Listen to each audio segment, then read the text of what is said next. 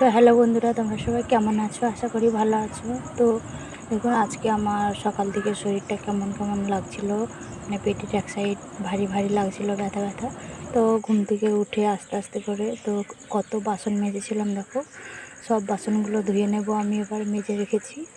তো বাসন মেজে চান টান করে চলে এসেছি। তো এখন যাব আমি পুজো করতে, কারণ সকাল সকাল স্নান করে পুজো করাটাই ভালো।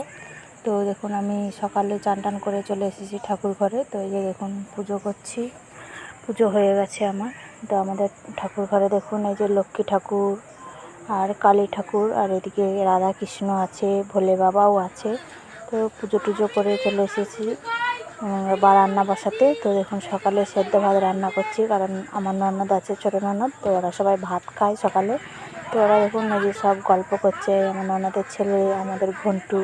তো আমার ননদের ছেলের চোখে কি ঢুকে গেছে, পিঁপড়ে নাকি, তো জল নিচ্ছিলো। তো তা করতে আমার রান্না হয়ে গেছে। তো আমি এই যে দেখুন, ওদিকে ভাত বেড়ে দিয়েছি, সবাই মিলে ওরা খাচ্ছে।